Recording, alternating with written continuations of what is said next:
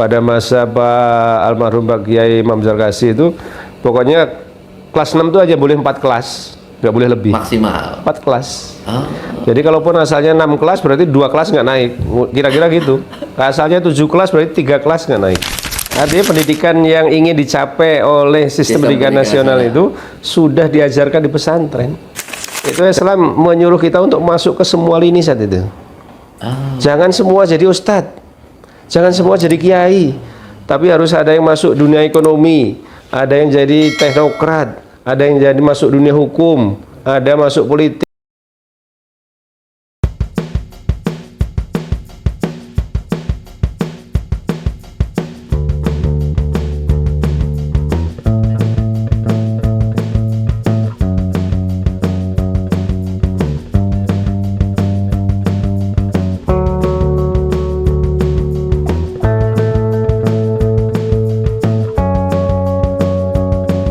Ahlan wa sahlan.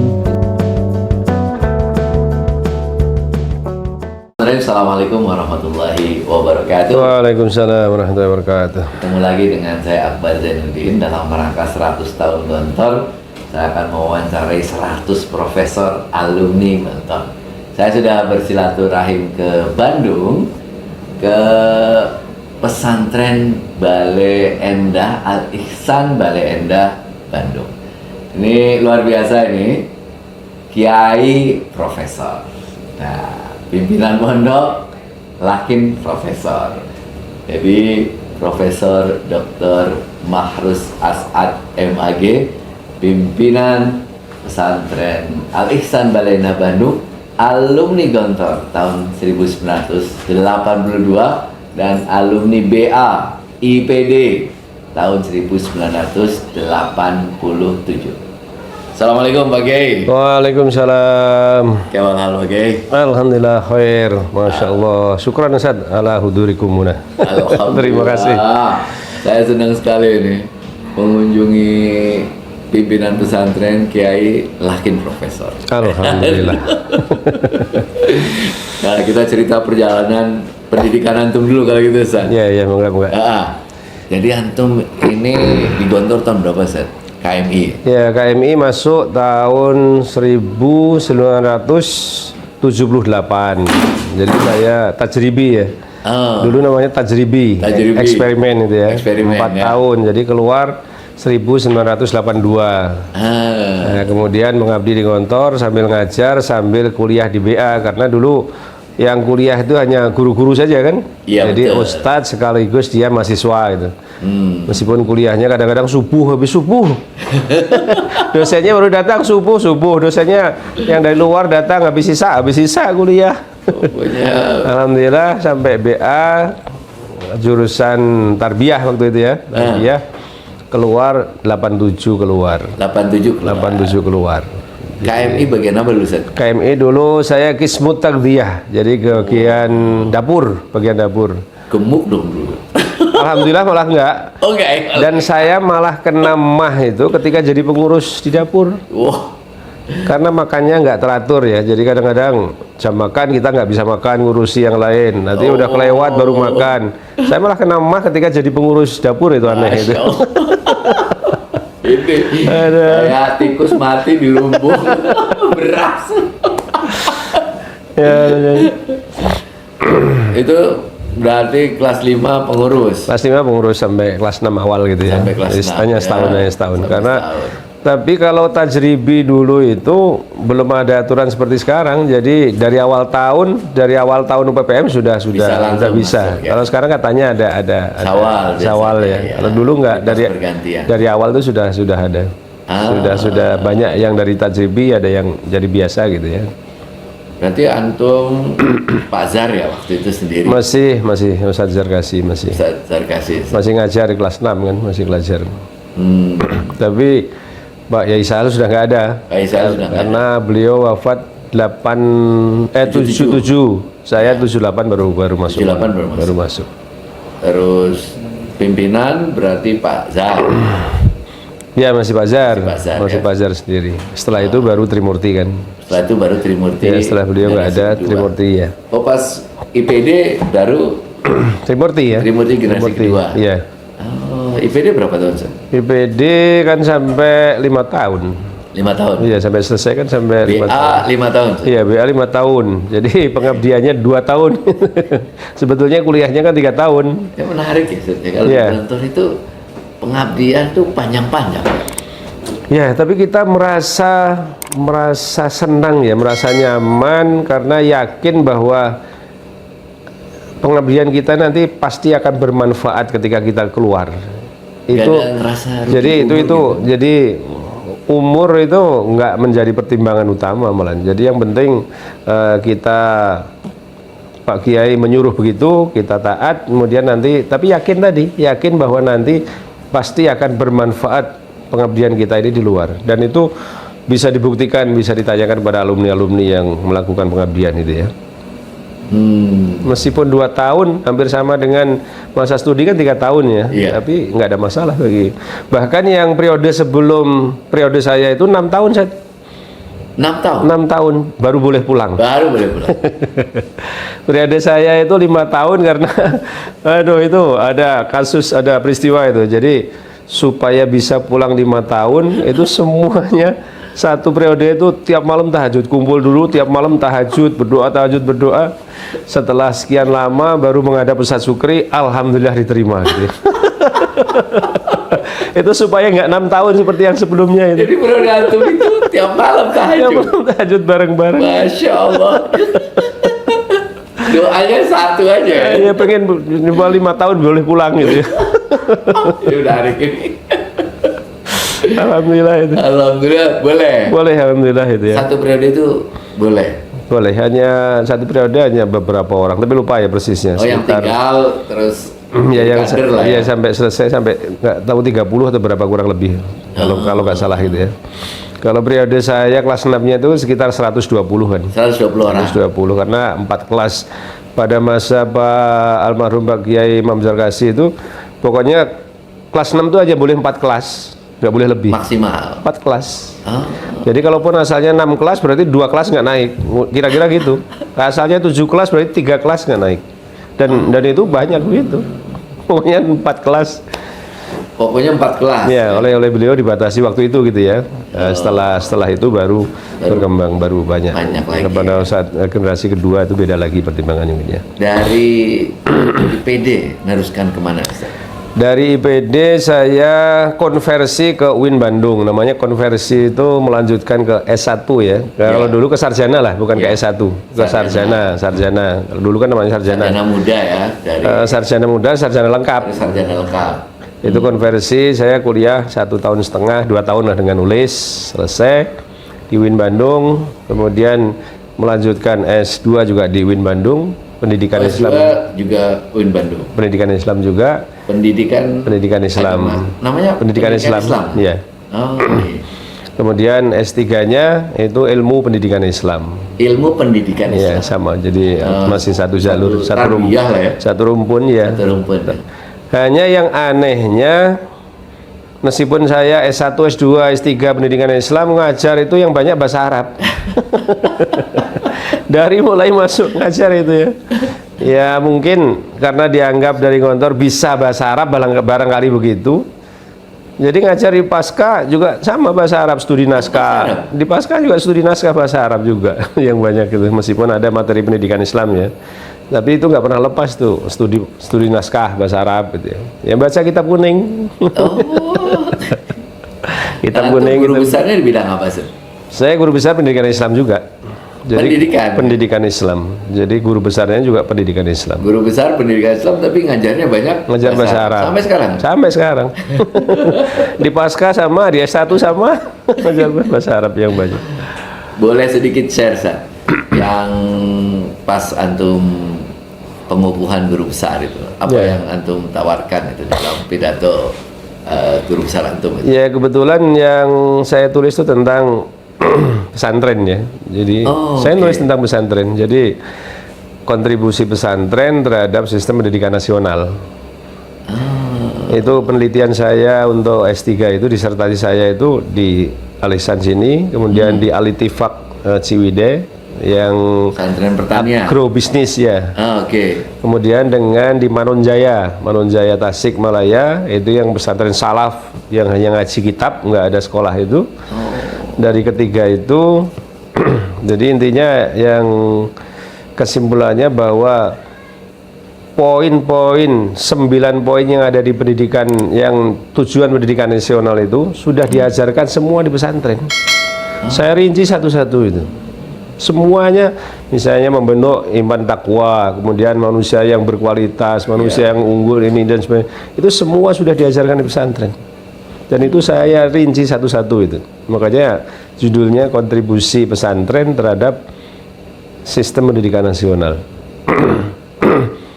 Jadi memang semuanya sudah diajarkan di pesantren. Iya, artinya pendidikan yang ingin dicapai oleh sistem pendidikan nasional itu sudah diajarkan di pesantren.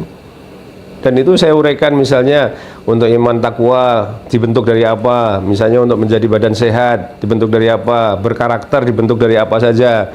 Itu di pesantren salaf seperti ini membentuknya, di pesantren modern seperti ini, di pesantren agrobisnis seperti ini. Jadi sudah saya bisa dijelaskan. Tapi intinya kesimpulannya bahwa itu tadi.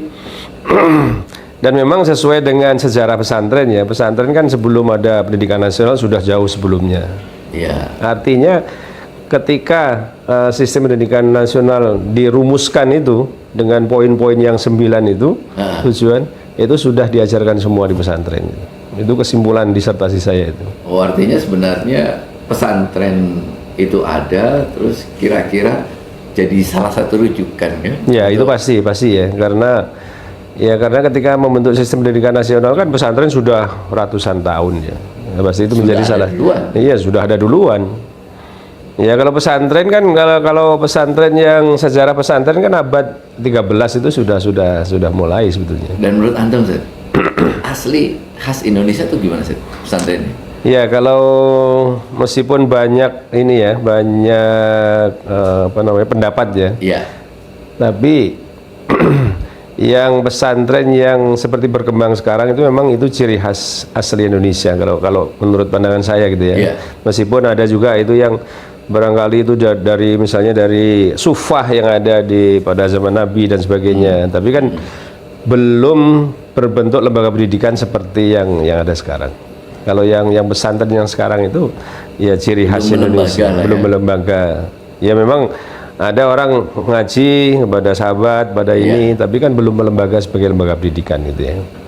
Artinya yang pesantren yang seperti sekarang yang ada itu ya ciri khas Indonesia. Di tempat lain mungkin berbeda bentuk, berbeda nama gitu, bukan pesantren seperti yang sekarang terjadi di Indonesia gitu. Ini menjadi guru besar nih, apa maknanya buat Antum nih, Ustaz? Ya, pertama ingin memberikan motivasi pada para santri. Jadi jangan pesimis jadi santri, itu yang utama saya. Makanya santri itu bisa menjadi apapun, termasuk bisa mencapai misalnya dalam dunia pendidikan peringkat yang tinggi ya atau tertinggi lah, guru besar. Makanya itu pertama motivasi pesantren punya guru besar. Kemudian jadi santri jangan pesimis, mau jadi apapun. Jadi mau jadi guru besar, mau jadi menteri, mau jadi tentara dan sebagainya, sangat tergantung kepada kualitas. Asal kualitasnya bagus, pasti insya Allah bisa gitu ya. Ya buktinya sering saya contohkan, alumni Gontor sekarang profesor sudah 100 lebih, 120-an ya. Dan dari Alisan alhamdulillah sudah ada, baru mulai ada satu kan. Semoga nanti sebentar lagi yang di UPI itu juga sebentar lagi mungkin menuju ke sana. Artinya jadi santri jangan pesimis, karena santri itu adalah mempunyai masa depan yang cerah asal kualitasnya bagus. Jadi yang penting kualitasnya harus bagus. Kalau kualitasnya bagus, mau jadi apa saja bisa. Enggak ada masalah. Tapi yang sering saya pesankan, misalnya alumni jadi apapun nanti dalam dunia kerjanya apapun, profesi apapun, nilai-nilai yang ada di pesantren itu diterapkan. Nilai-nilai Islam yang diajarkan di pesantren, insya Allah nanti tidak akan sesat tidak akan zalim, tidak akan menyengsarakan orang lain, dan insya Allah akan membawa kebahagiaan. Bicara nilai, Ustaz. Ya. Itu nilai-nilai Gontor apa Ustaz, yang masih melekat sampai sekarang? Antum masih ingat ucapan Bazar apa gitu ya? Yang sampai sekarang itu Iya. jadi prinsip Yang hidup paling utama keikhlasan yang utama. Dan itu tidak mudah diterapkan di tempat lain. Itu mudah diucapkan tapi diterapkan susah itu. Ya mungkin bisa ditanyakan ke lembaga pendidikan yang seperti Gontor kayaknya susah sekali. Ya, tapi tetap bahwa kita sampaikan, misalnya ada guru kita baik yang alumni atau yang bukan alumni, dasar berbakti mengabdi di Al-Ihsan ini harus keikhlasan. Kalau ikhlasan itu tujuannya adalah ridho Allah. Karena kalau tujuannya materi, nggak akan dapat di sini. Artinya nggak akan dapat sesuai dengan yang diharapkan, yang diinginkan, yang di luar ekspektasi. Misalnya lulus S1, kemudian mungkin dari hasilnya begini. Kalau di sini, kalau dasarnya tujuannya hanya itu, pasti nggak akan tercapai. Tapi kalau tujuannya ikhlas, meskipun kepada guru yang bukan alumni, harus selalu sering saya sampaikan, karena itu dasar yang paling utama. Nah, itu nilai nomor 1 dari Gontor yang selalu kita terapkan, tapi memang tidak mudah menerapkannya. Mudah diucapkan tapi susah diterapkan saat itu. Ikhlas itu nggak ada kaitannya dengan honor sebetulnya. Ikhlas itu kan dalam hati. Jadi jangan dikatakan bahwa ikhlas itu gratis, enggak. Makanya kami ingin sedang mengembangkan. Jadi semakin banyak misalnya guru itu mendapat insentif semakin tinggi, dia semakin ikhlas. Ikhlasnya semakin tinggi. Iya, ikhlasnya semakin tinggi, dia semakin ikhlas. Jadi semakin tinggi. Jadi karena nggak ada, jadi ikhlas itu bukan gratis. Kan itu banyak dipahami orang itu ya. Iya. Ngajar ikhlas itu artinya nggak dibayar. Ya, tapi kita sebagai pengurus lembaga pendidikan harus berusaha bagaimana supaya ikhlasnya semakin tinggi, kita bisa memberikan insentif yang kesejahteraan yang lebih tinggi gitu. Itu yang sedang kita kembangkan, dan memang tidak mudah ya, tidak mudah ya. Merubah perspektif tadi kan nggak mudah ya. Iya. Tapi insya Allah semakin tinggi kesejahteraannya, semakin ikhlas, semakin ikhlas itu. Menarik ini ya, menerapkan ikhlas ala Gontor di luar ini. Kemudian yang kedua tentunya berwawasan, berpengetahuan luas itu ya, yang dari moto itu berpengetahuan luas, itu yang salah satu memotivasi kita bagaimana ya, artinya untuk menjadi guru besar ya.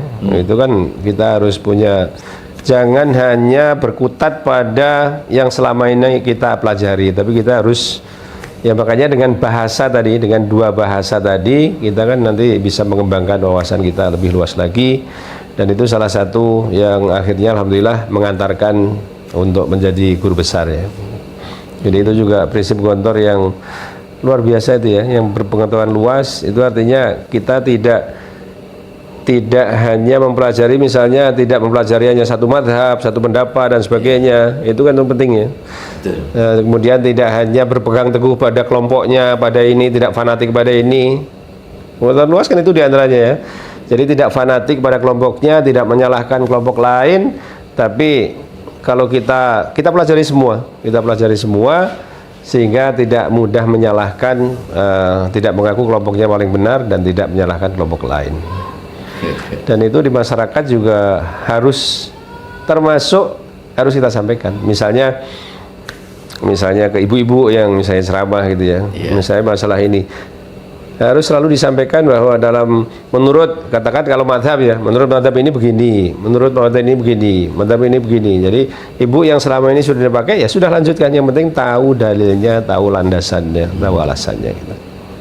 Dan tidak akan menyalahkan orang lain nanti, intinya kan itu. Makanya Gontor menjadi perekat umat itu salah satunya kan di situ. Karena pengetahuannya luas, pengetahuan luas, dia bisa menjadi, yang diharapkan oleh Gontor kan kita menjadi perekat umat. Jadi punya wawasan yang luas, dia tidak mudah menyalahkan orang lain dan tidak mengaku kelompoknya paling benar. Dan itu harus selalu terus kita kembangkan wawasan itu. Kita kembangkan, kita ajarkan pada anak-anak sehingga nanti ketika mereka pulang pun semoga punya minimal seperti yang kita pahami, minimal. Syukur kalau lebih daripada yang kita pahami gitu ya. Ya. Terakhir nih, Ustaz. Pesan antum buat para alumni pesantren, alumni Gontor, alumni pesantren-pesantren seluruh Indonesia. Satu, yang ingin jadi guru besar. Ya. Dua, yang ingin mengembangkan di profesi-profesi yang lain. Itu apa sih yang mereka harus siapkan itu, Ustaz? Ya, yang ingin menjadi guru besar tentunya memang dibutuhkan keuletan ya, keuletan yang luar biasa. Apalagi sekarang ada salah satu syarat yang masih menjadi momok ya. Menjadi momok dalam tanda kutip kepada semua lektor kepala yang mau menuju guru besar misalnya, itu tentang Scopus itu ya. Tapi intinya kan bahasa lagi. Oh iya ya. Intinya kan bahasa Scopus itu. Bahasa, ya? Makanya bahasa. Kalau bahasa bagus, kemudian ditunjang penelitian tentunya ya. Iya. Penelitiannya bagus. Makanya kalau periode yang saya itu yang tahun 82 itu sekarang baru 5 yang guru besar. Tapi yang periode-periode yang anak-anak muda di bawah saya itu kan banyak. Satu periode ada yang 10, ada yang 7, ada yang 9. Karena mereka lebih tadi ya, bahasanya mungkin lebih bagus, kemudian penelitiannya lebih maju, lebih intensif, sehingga jadi kuncinya kembali kepada tadi, ke bahasa juga itu ya. Bahasa ya. Satu bahasa. Terus apa lagi, Ustaz? Ulet tadi ya. Ulet. Karena memang sekarang semoga katanya aturannya mau berubah, nanti nggak usah Scopus-Scopusan lah katanya gitu ya. Karena itu menjadi momok dosen itu. Ya kalau aturan baru, semoga menteri baru nanti berubah katanya, alhamdulillah gitu ya. Nggak usah pakai Scopus, yang penting jurnal yang berkualitas Indonesia tapi berkualitas ya, itu kan jadi lebih kualitas. Ya itu ya. Karena selama ini kan banyak ini ya, dosen tuh dibebani macam, termasuk guru dibebani macam-macam administrasi yang di luar sebetulnya bukan pekerjaan dosen. Kalau penelitian nggak apa-apa lah bagian dosen. Tapi kalau ngurusi administrasi yang tetap bengek itu kan harusnya oleh tim yang bukan dosen itu ya. Kemudian untuk yang bukan guru besar ya, artinya dia dalam profesi apapun. Kalau pesan saya, baik yang kawan-kawan alumni Gontor atau apalagi alumni Al-Ihsan, dimanapun dalam profesi apapun yang dijalani, nilai-nilai Islam itu jangan dilepaskan dari pekerjaan kita. Jadi kenapa sekarang misalnya orang pejabat Muslim banyak korupsi? Karena ketika bekerja dia melepaskan nilai-nilai Islam, nilai-nilai agamanya. Apalagi nilai agama Islam. Nilai agama yang lain pun tetap misalnya tidak membolehkan korupsi. Artinya ini kan banyak yang mengatakan jangan bawa-bawa agama ketika bekerja. Itu kan salah besar itu ya. Itu yang sekarang mungkin dilakukan sehingga ketika bekerja lepas dari nilai-nilai yang pengendali nilai-nilai agama tadi. Mau jadi hakim, jadi pengacara, jadi polisi, tentara, jadi politikus apapun, kalau masih berpegang pada nilai-nilai Islam, nilai-nilai agama yang kita anut, insya Allah aman. Insya Allah selamat dari yang tadi yang nggak boleh korupsi dan lain sebagainya, manipulasi, memfitnah dan sebagainya. Insya Allah akan selamat baik di dunia maupun di akhirat, insya Allah. Berpegang pada nilai-nilai agama. Nilai-nilai agama dalam menjalani profesi, apapun profesinya. Tapi memang Islam menyuruh kita dengan ayat wa ma kanal mu'minuna yanfiru kafah dan seterusnya itu Islam menyuruh kita untuk masuk ke semua lini saat itu. Jangan semua jadi ustadz, jangan semua jadi kiai, tapi harus ada yang masuk dunia ekonomi, ada yang jadi teknokrat, ada yang jadi masuk dunia hukum, ada masuk politik. Kalau enggak kan bahaya itu.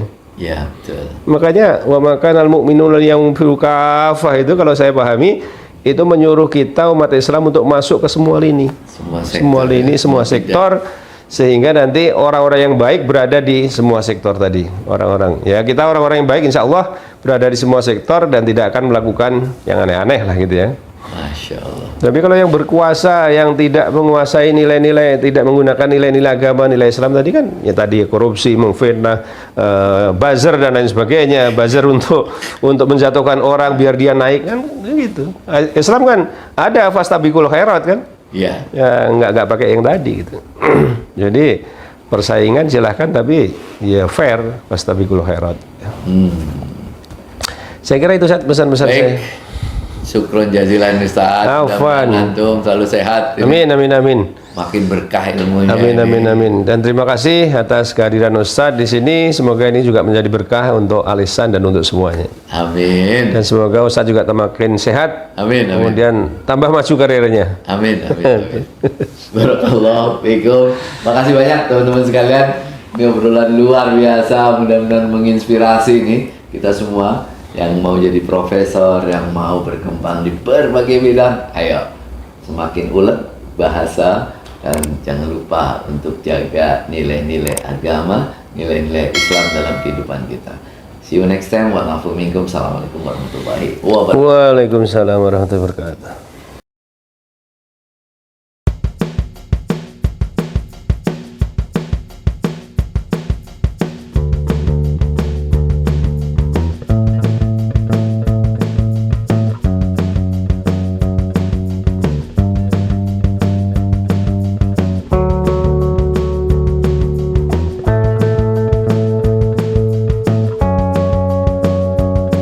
Ahlan wa sahlan.